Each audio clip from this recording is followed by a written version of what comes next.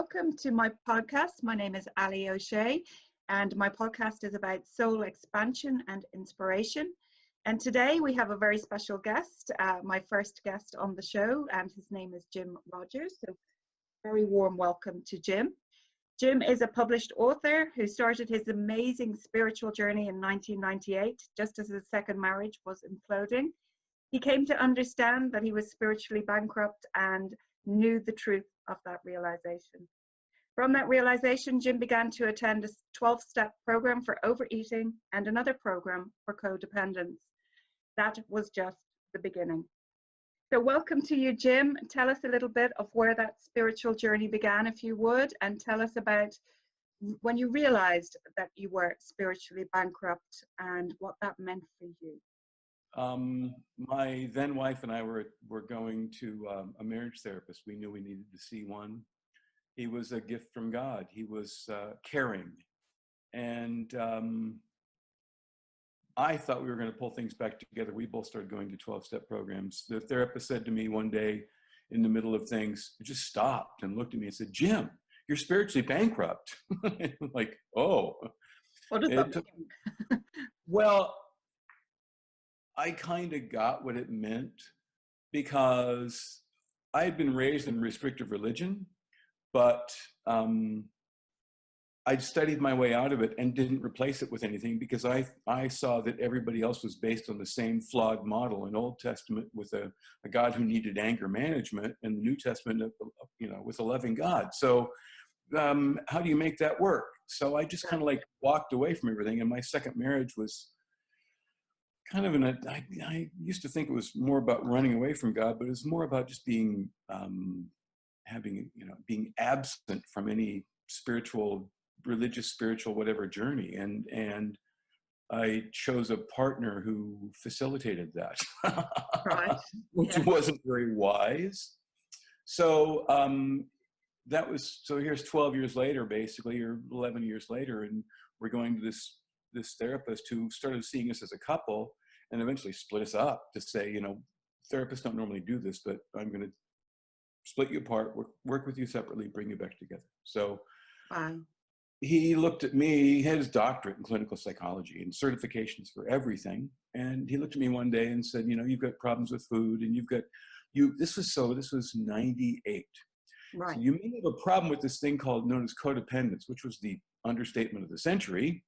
So I first went to Overeaters Anonymous, then I went to Codependence Anonymous, and both of them I felt like I, was in my tribe, was among peers who knew exactly what I was going through. So which is very important. Oh yeah, so it made a big impact on me, and it was there that the more metaphysical 12-step spirituality, because that's what 12-step spirituality is. It's much more metaphysical in nature, because it's addressing the mind and the healing of the mind and helping you come to your own conclusion about who God is. So it was, we could go into how it was all founded, doesn't matter. So that helped me a lot. And then eventually I kind of found a spiritual community, because 12-step, the spiritual flavor or the spiritual intensity or whatever wasn't there. I needed more. So fast forward about 2004, I was on an online dating site and ran into somebody who, we never met in person, but she said, "This is what I believe. I believe in the teachings of this teacher, Dr. David R. Hawkins, and his map of consciousness." Boom. So, I wrote to her. We talked a couple times. I went out and bought the first book, Power versus Force, and it was like fish on. This was the person who answered every spiritual question I ever had, and did so in just a perfect way. And as the books came out, because Power versus Force was released in 1995, but I got a version that was published by Hay House in 2000-ish. So what was it called? Power versus Force. Power versus Force, yeah. So Dr. Hawkins, Doc as was a psychiatrist. So he was very erudite, and he had a very strong understanding of the human condition. and his whole thing was about alleviating human suffering. He had the largest psychiatric clinic in the United States at the time, had 10,000, had a staff of 50, 10,000 patients, and anything that possibly alleviate human suffering, he looked at, he tried out. So he'd been through everything, out of body experiences, all this kind of stuff. And when he finally came to terms with his spiritual enlightenment, which was a white light experience that struck him, and he struck him down, and he couldn't basically talk for a couple of years. He walked away from everything, moved to Sedona, and slowly reintegrated into life, and started teaching from there. Anyway, so it was bit of an aha moment for you reading the book, I guess. Then it was a series, and continues to be a series of aha, because every time you read it, you see it in a different light. You're not the person you were when you started. Yes. Yes. So same thing with A Course in Miracles. Every time you read through the workbook, you see things in a different light because it affected you the first time in its own way, and you come back, look at it again, and you look at it in a different light. So that's what's quite fascinating about this whole journey, because you're kind of evolving in a spiral upward. Yes, exactly. Exactly. And did you lose a lot of weight? You say you were an overeater. Did you have to lose a lot of weight due to the the weight loss happened earlier. It was really more about coming to terms with understanding the emotional component of weight gaining, because I had lost, in my teens, I was over 300 pounds, and I lost 140 pounds in 10 months. Wow. And then did the bouncy with weight. So I didn't get the emotional component of weight loss, and that's what I finally started to understand. And the spiritual component of weight, how you're medicating feelings. But then over time, I finally, and another component of that, and that was, as a child, I grew up in a small town in Oregon, and we had spring water, but it was chlorinated quite heavily, and I didn't like the taste of it. So I just didn't drink a lot of water. Well, when you're thirsty, you feel like you're hungry. So I just ate a lot more. So it was a compounding situation. Isn't it? That's the truth. I don't drink fluoride either, so I have to drink bottled water here now, which is such a pain. But we've got fluoride in our water, so I gave up fluoride, a couple of years ago, along with caffeine. Well, I'm down to like 20% caffeine, and I'm okay. Well, I've got my decaffeinated coffee. That's the rest of mine that I had about 6:30 this morning, 2 hours ago. Yeah, well, that's absolutely fascinating. Thank you for sharing that with us. No, you're welcome. I know, as a law, covered some of what you wanted to talk about already, so that's good.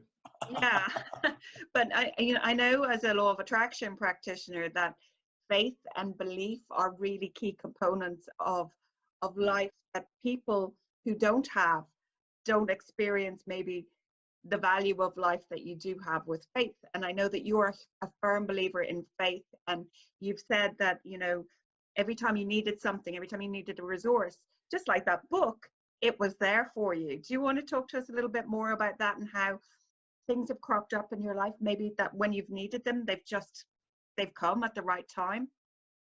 Well, 7 years ago, everything fell apart, and I had to walk away from pretty much everything. So wow.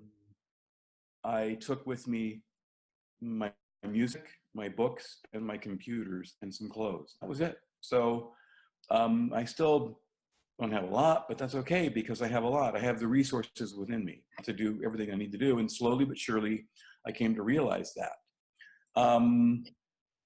I went to live with family for 1.5 years. And as I guess, I don't want to say fate would have it, but people can see in you your potential and what's going on. Why, what's happening? So I walked away from everything. I didn't have a car. I didn't have a driver's license. I didn't have an income. And without a car, it's kind of hard, when you live. I went to live with family, and they lived in a remote location. Oh dear. So it's kind of hard to, so um, after about a year and a half, it was like, it's time for you to leave. And I didn't, what am I going to do? I don't have money. So I don't have an income. And about a week before I was scheduled to move, I had a friend of mine who had been a client, but an edit client, called me and said, "Hey, do you have time?"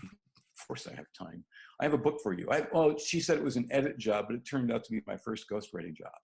Wow. So suddenly I had an income to, take care of my living expenses as I moved.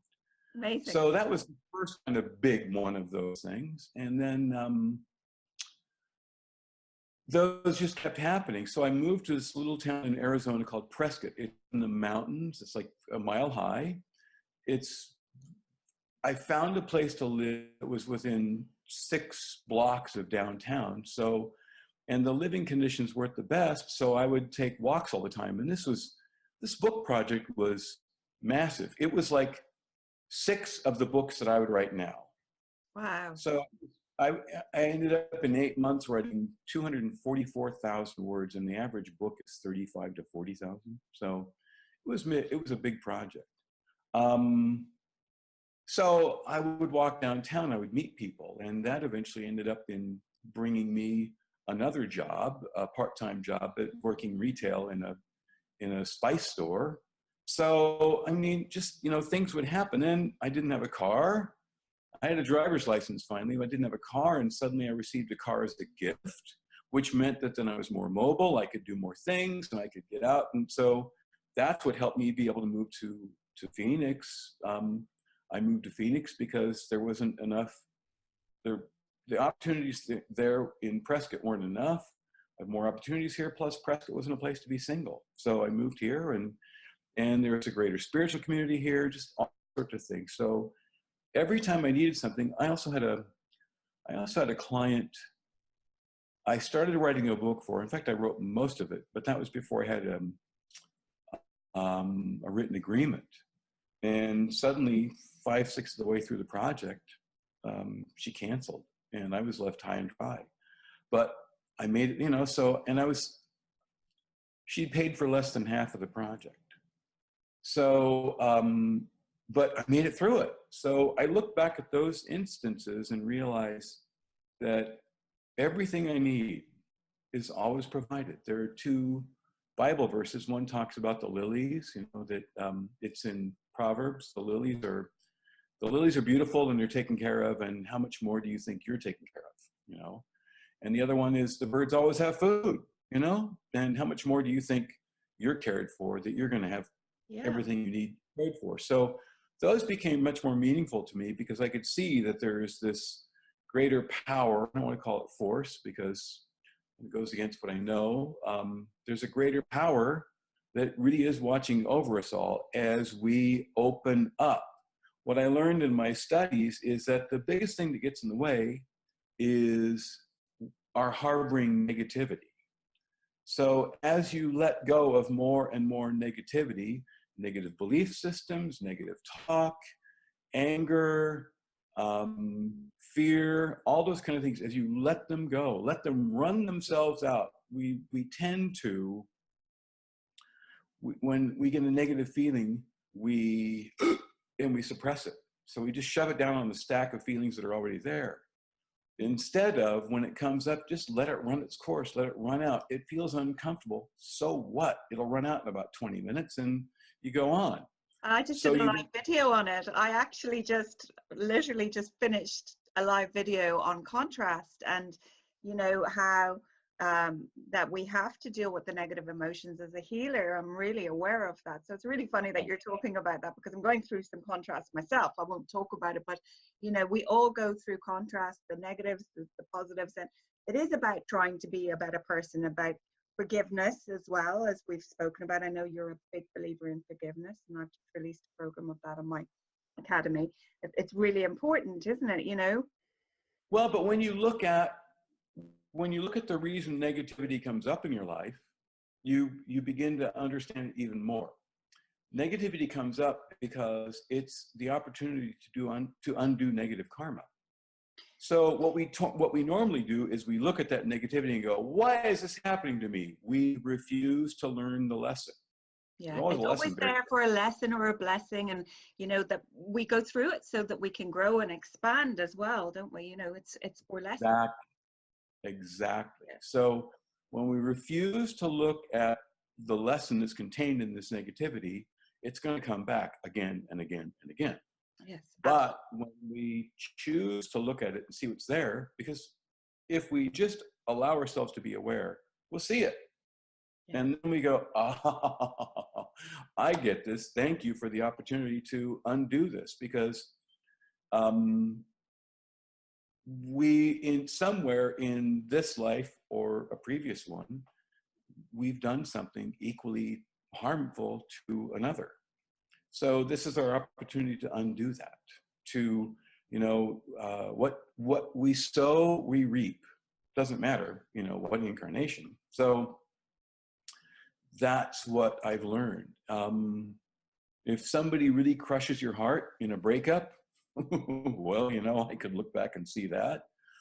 And so I look at all those things that way. My second divorce was unnecessarily difficult and just tragic and terrible, but it triggered everything in me that I needed to get rid of, that I needed to look at and get rid of.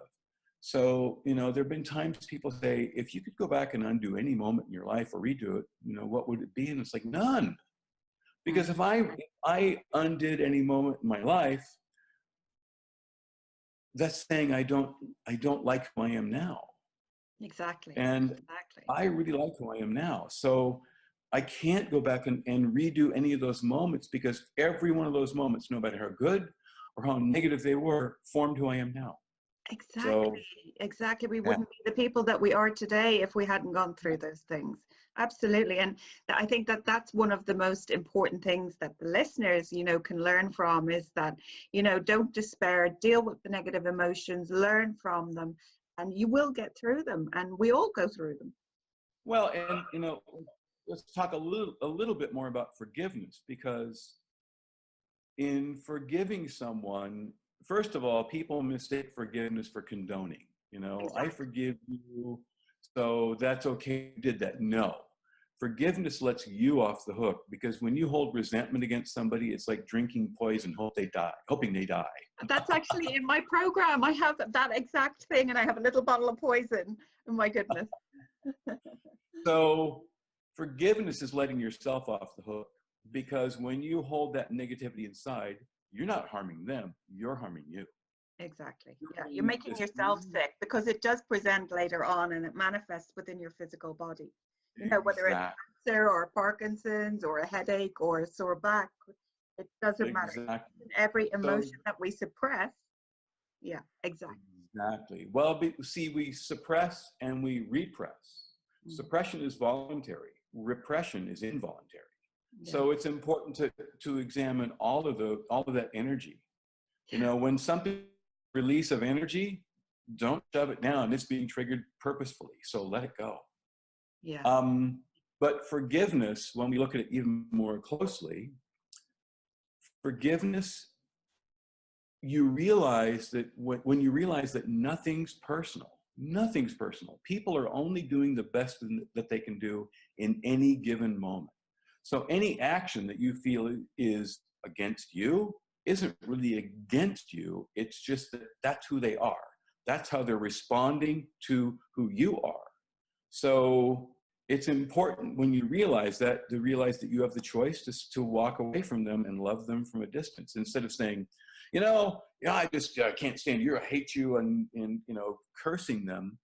I realized one day that if we can curse people, we can bless them too. And I felt uncomfortable with that feeling, with that concept. And after a while, I realized, no. That's nothing to feel uncomfortable about. So instead of looking at somebody thinking, like, what are you doing that for? It's like, everybody's just doing the best that they can, period, with what they have. Yeah. When people know better, they do better. It's rarely do most people know better. So You know, as Doc talked about, so Dr. Hawkins developed a scale of consciousness, the map of consciousness. And it goes from 0 to 1,000. And 1,000 is what the great avatars were at. Jesus, Buddha, Krishna, they were all at that. And it's because the human nervous system can't take any higher spiritual energy than that. But what he also said was that the average individual only progresses 5 points in a lifetime. And it's a logarithmic scale, so 5 points is actually a lot.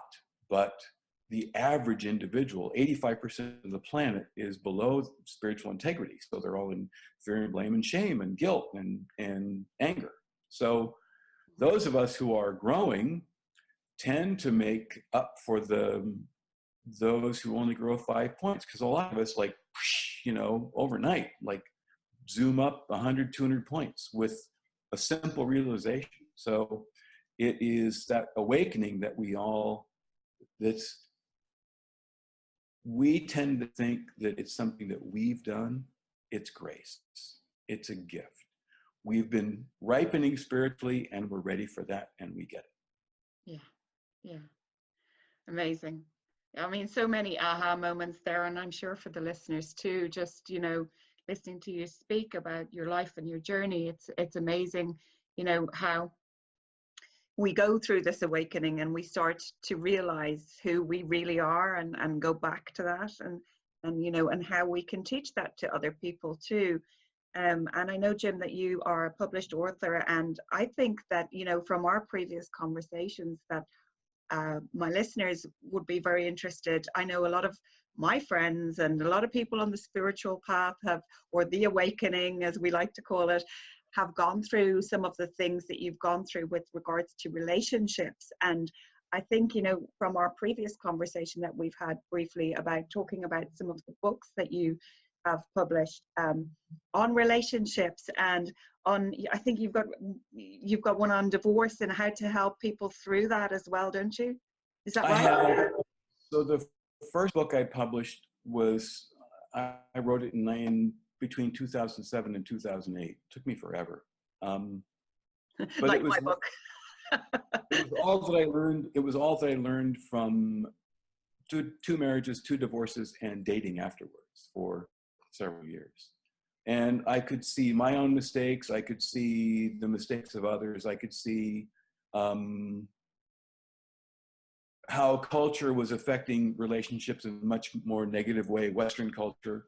So I wrote about it. And then afterwards, I wanted to write more. So I created what was going to be a lecture on a Sunday afternoon. And when I went through it and counted up 108.5 by 11 pages, I went, there goes the Sunday afternoon lecture. So from that, I created 4 courses that I've not done a thing with yet. But you need to. I really feel that you need to. I think you need to. That's in the works. You know, you can make them online courses. They don't have to be physical, real life courses. You can make them online courses that people can access when you finally get your website up and running again. But I started to write ebooks. Instead of writing a 60,000 word book, I made specifically targeted, much smaller books that were no fluff, all meat.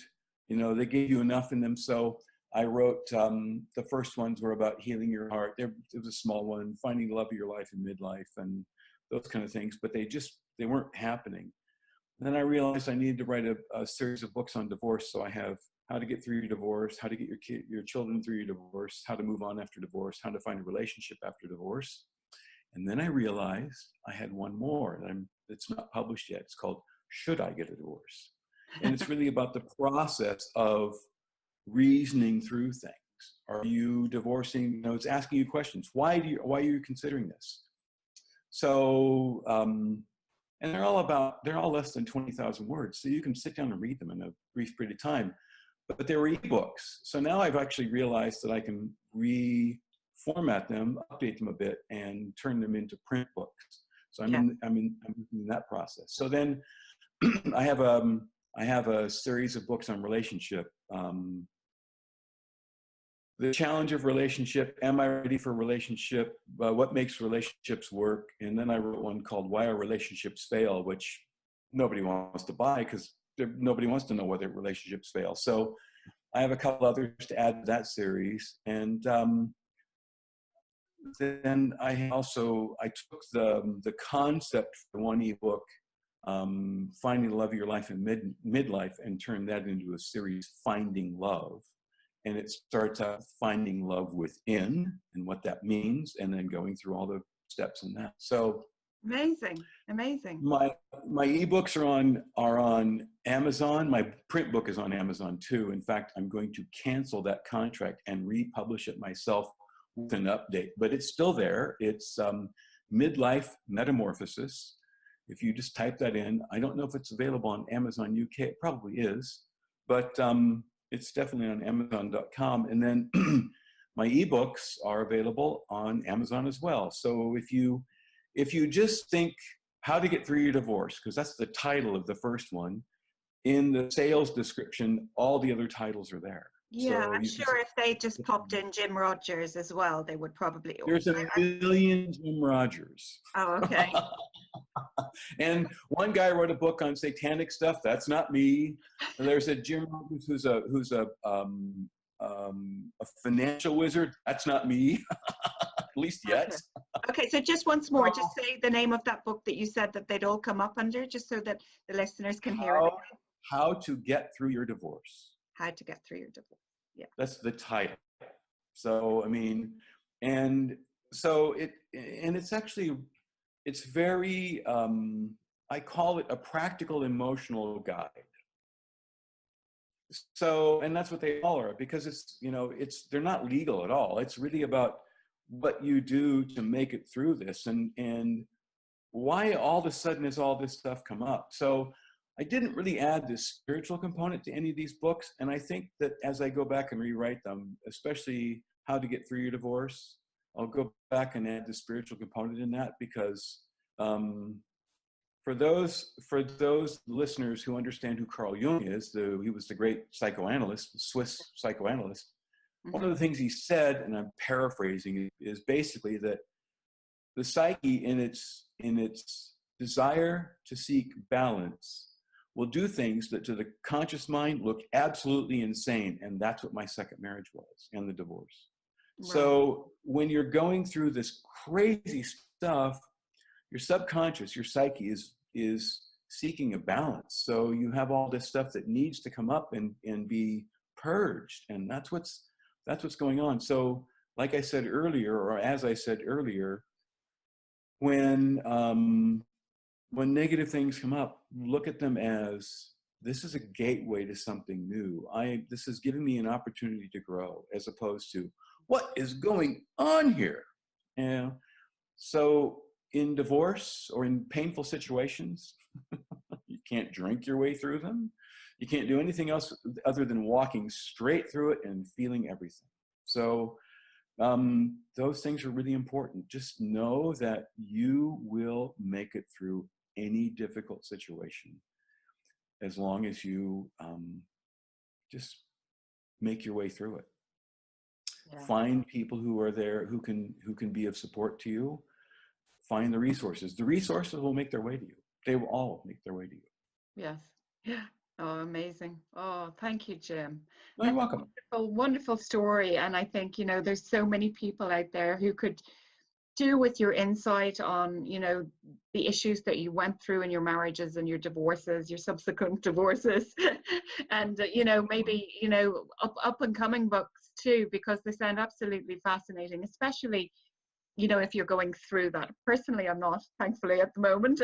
I've been blessed to be with my husband for 28 years. So. Oh, wow. Yeah. Good for you. Yeah. So, there's so many people in the world, though, that could do with that information, I think, coming from somebody who has been through it a couple of times, not just somebody who's just sitting there looking at it from the outside in and not having been through it. I always think it's important that when you're talking on a subject that you've had some experience of it, and that's what brings it to the people, to make them resonate with your story and with you as a person. Yeah. Yeah, very much so. If you've gone through it, you understand what people are going through, and you can say, look, I've been there. It's okay. You're going to be fine. Yes. It doesn't feel like it right now, but you're going to be fine. That's the thing, isn't it? It never feels like it's going to be fun when you're in the midst of a crisis or something like that. It always feels like, ah, but it's about keeping that calmness. It's about, using all of our spiritual tools as well, or meditation, and, dealing with those negative emotions, and, Yeah. as you said, not drinking through it. Yeah, meditation, journaling. So, you were going to ask me a question about the different spiritual tools and which one worked for me. Meditation, hypnosis therapy, journaling, studying, positivity, self-belief, worthiness. They all worked at one time or another. In fact, they all work. They're building blocks. So, I realized at one time I needed a hypnotherapist. And the reason I realized that is because as an adult, I mean, I hadn't done it in earlier years, but I'd picked up smoking. It was something I wanted to flirt with for a while. And when you flirt with something that's crazy like that, you end up picking it up because it's an addiction to, nicotine. So I had quit smoking with hypnosis therapy. I went, you know what? I need a hypnotherapist. So I looked for a couple, and I realized that even though they were hypnotherapists, they hadn't done their own work. You can tell in somebody when there's a calm about them and there's a sense of knowing that they've done the work. But when somebody's kind of scattered and, as a hypnotherapist, they haven't done the work. So this is another one of those, the resource showed up. I was working in the Spice Traveler, which was a spice store in Prescott, Arizona, up in the mountains, and selling. And somebody walks in one night who did not fit any profile. He had tattoos all the way around here, up above a button-up collar shirt. He wore black horn-rimmed glasses. He just he didn't fit. So after a while, I kind of kept my eye on him because I didn't know what. After a while, he came up and we started having a conversation. He had ridden his motorcycle from Bisbee, Arizona, near the Mexico border. Just happened to get into town on my shift. And we were talking, and he said, oh, I have a hypnotherapist. This is her name. Call her up. He explained the work that she does. You have a phone conversation. She takes notes. She writes a script for you. She records it. You download an MP3. That's how I did that for a year. So you do it for 30 days, and then you do it again, and you do it again, and you take a break for 2 or 3 months because the subconscious mind needs a break. You don't push it too much. So the first 2 months, I sobbed uncontrollably for a half an hour a day. Wow. And it was just, there was a lot of negativity to release. I didn't realize how much. I go back every once in a while and still do that because through the course of our lives, we can so easily suppress negative energy. So it's important to have a way that can pull out that subconscious negative energy. Release it for you. Yeah. And you know what? It's so funny that you said that man didn't fit in that way, in any way, shape, or form. But you know what? I'm a firm believer that everything happens for a reason. Everything happens in fine timing. He came on your shift where you had a break. Oh, I know. Or whatever, were you on a break or you were doing your shift? But everything happens for a reason. And he was exactly where he was meant to be at that moment. I know. And looking back, it's like, I get it. In fact, I got it then because he said, well, I'm up from Bisbee. And, so he had gone from, he said in the 1980s, he was apprehended in California by cops. He had an unloaded weapon and 2 ounces of cocaine, which meant automatic 10 years in prison. Okay. So he went from a prison mentality to a mid-six figures business person. Wow. Amazing. And he attributed a lot of that to working with her, but he also poured himself into reading, into staying in that mindset, reading authors like Catherine Ponder and probably Neville Goddard and just all of those authors who talk about manifesting, who also don't really understand. When you go back and read those authors about manifesting, if you have a lot of negative energy inside, that is what's projecting out more than anything. That's why it's so important to let those things go. That's why forgiveness in one way is so important, because as you forgive, there's room for more and more good to come into your life because that energy is not blocking. So Exactly. as you use all of these spiritual tools, finding the right authors to read and immersing yourself, because you have to. You can't do it for like 5 minutes a day and walk away from it, because you have 23 hours and 55 minutes of negativity hitting you, and your own thoughts that are negative hitting you. So it's really important to come up with a routine that works for you and do it daily. And I agree with you. over time, things really start to flow in a different way. Yes, it's amazing how that happens. I totally agree with you. I think it's important that we have, whatever tool it is that's good for us, in that moment, but I'd always put meditation very, very close to the top. Always. Yeah. I didn't do that until about 7 years ago, and now I do it every morning, hour and a half. The problem with it, I suppose, is those who aren't awakened or who are just starting their journey don't understand. It's not just people sitting there going, No. And you know what? It's actually, I mean, every time I coach somebody, I tell them, "Are you meditating?" Or I ask them, I should say, and then I tell them, if not, why not? You should be meditating. Yeah. So, because it's so important. I started with an app on my iPad. It's now 32 binaural. I've got it on my phone too. Hang on. Binaural beats. Yeah, it's binaural. It says 32 binaural programs. It's brainwave. It's like the best $4 I ever spent. So I'll bring it up so you can. I'll show it on. So it looks like that. It's written by. What's the name of the place? Oh, crumb. Anyway.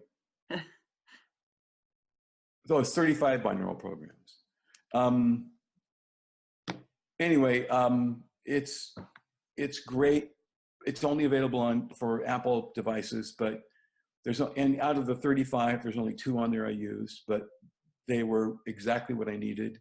Yeah. And I learned to meditate in a less than sterile environment with noise going on around me, which helped me because now I can go into meditation any place, Yes. And that's the other thing that people don't realize. We can meditate anywhere. We can meditate in the shower. We can meditate while we're washing up. We can meditate while coloring. We can meditate while out on a walk in nature. And that's the beauty of it. Because meditation isn't just this close your eyes. It's contemplation too. And so you can go about the day contemplating a particular spiritual principle just throughout the day. And that's a meditation. Yes. Yes. Amazing. Well, Jim, I'd love to say thank you so much for being with us here today. And I hope that my listeners, I'm sure that they've enjoyed it and, that they'll go and have a look for your amazing books and to see more of you in the future. And we're going to put the link to your Facebook page. I don't know whether you're accepting friend requests, but just in case anyone would like to private message you or maybe about your book or books or anything like that. It can be there on my YouTube channel because, of course, this is going on my YouTube channel as well. Sure. Fantastic. Well, listen, I wish you a lovely day. Thank you. Thank you so much for being my first guest on my podcast. It's been a lovely time spent with you this afternoon. It's this afternoon in Ireland. I know it's this morning for you over there, which is always fun. Yeah. The time zones. But thank you very much, Jim. You're very welcome. You're very welcome.